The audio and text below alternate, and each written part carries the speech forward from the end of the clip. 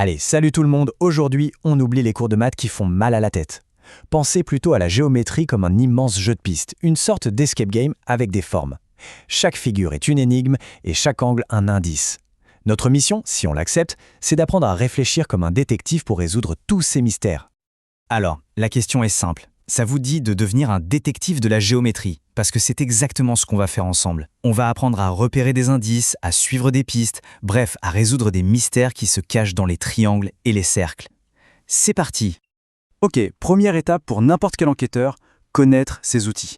Pour nous, ces outils, ce sont les indices fondamentaux, c'est-à-dire les différents types d'angles. Si on ne sait pas les reconnaître et comprendre leurs relations, on ne peut rien faire. C'est vraiment la base de la base. Alors, voilà nos premiers suspects, nos indices principaux si vous voulez. On a les angles opposés par le sommet. Imaginez deux lignes qui se croisent, ce sont ceux qui se regardent droit dans les yeux. Ensuite, les correspondants. Ils sont un peu comme des voisins qui habitent au même endroit, mais à des intersections différentes. Et puis on a les alternes, internes ou externes, eux, ils sont en diagonale l'un de l'autre. Retenez bien ces quatre-là, ce sont eux qui vont nous donner toutes les infos. Et là, attention, c'est notre première règle d'or. Notre premier indice qui ne ment jamais. Deux angles opposés par le sommet sont toujours, et je dis bien toujours, égaux. Ils ont exactement la même mesure. C'est une certitude absolue, sans aucune exception. Un vrai cadeau pour un enquêteur. Ok, en plus de ça, il y a deux autres relations super importantes à connaître. D'un côté, on a les angles supplémentaires. C'est simple, leur somme fait toujours 180 degrés comme un angle plat. De l'autre, les complémentaires. Eux, leur somme fait 90 degrés, l'angle droit parfait d'un carré. Ces deux-là, ils vont nous sauver la mise plus d'une fois. Bon, maintenant qu'on a nos outils de base, on passe au niveau supérieur. Qu'est-ce qui se passe quand on a affaire à des droites parallèles? Ah là, ça devient vraiment intéressant. C'est comme si on débloquait un code secret qui nous donne accès à plein de nouvelles informations. Et voilà la règle qui change tout. Retenez bien ça, si et seulement si deux droites sont parallèles, alors là, c'est la fête. Les angles correspondants deviennent égaux, les alternes internes sont égaux et les alternes externes aussi. D'un son coup, une information qu'on a à un endroit, hop, on peut la téléporter à un autre bout de la figure. C'est hyper puissant. Ok, assez de théorie, place à l'action. Première mission pour notre équipe de détectives. Regardez bien cette figure. On sait deux choses. Les droites CF et BA sont parallèles. Et on a un angle de 30 degrés. L'objectif, trouver la valeur de l'angle FAD. Alors, par où on commence? On cherche la première piste. Allez, on y va pas à pas. Premier indice, on a des droites parallèles. Donc, l'angle A1 et l'angle G1, qui sont correspondants, sont forcément égaux. Bam, on sait que G1 fait 30 degrés. Deuxième étape, on utilise notre règle d'or. G1 est opposé par le sommet à G2. Donc, G2 fait 30 degrés aussi. Et voilà, on a un angle crucial dans notre triangle. Le reste, c'est juste du calcul. Et le verdict est 75 degrés, vous voyez? Ce n'est pas de la magie, c'est juste une suite logique de déduction. On a utilisé nos règles, nos indices, et on est arrivé à la solution. Affaire classée, bravo l'équipe. Ok, on a bien travaillé sur les droites. Mais la géométrie, ce n'est pas que ça. Il est temps d'explorer un tout nouveau terrain de jeu, avec ses propres règles et ses propres secrets. Le cercle, c'est un monde à part entière. Alors dans un cercle, il faut connaître deux types d'angles super importants. D'abord, l'angle au centre. Comme son nom l'indique, son sommet est pile au milieu du cercle. Et ensuite, l'angle inscrit. Lui, son sommet est quelque part sur le cercle.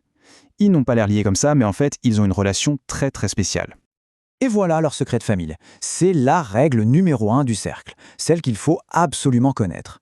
Un angle inscrit vaut toujours la moitié de l'angle au centre qui intercepte le même arc de cercle. C'est un rapport de 1 pour 2. Si l'angle au centre fait 100 degrés, l'inscrit fera 50. C'est aussi simple que ça. Et à partir de cette règle, on a deux axes super utiles. Premier truc, un angle inscrit qui regarde un diamètre, c'est-à-dire un demi-cercle, sera toujours un angle droit. 90 degrés, point final. Deuxième truc, si plusieurs angles inscrits regardent le même arc, eh bien ils sont tous jumeaux, ils ont tous la même mesure. Pratique, non? Bon, trouver des indices, c'est cool, mais le but d'un détective, c'est de convaincre tout le monde. Il faut présenter ses preuves de manière tellement logique que personne ne peut dire le contraire. En maths, ça s'appelle une démonstration ou une preuve. C'est l'art de construire un raisonnement en béton armé. Alors, comment on construit ça? C'est toujours la même structure. D'abord, la proposition, c'est ce qu'on veut prouver. l'objectif final. Ensuite, l'hypothèse, c'est ce qu'on sait au départ, les faits connus. La thèse, c'est juste l'objectif mais écrit en langage mathématique. Et enfin, le plus important, le raisonnement. C'est toute la chaîne de déduction qui relie ce qu'on sait à ce qu'on veut prouver. Par exemple, imaginez qu'on veuille prouver ça.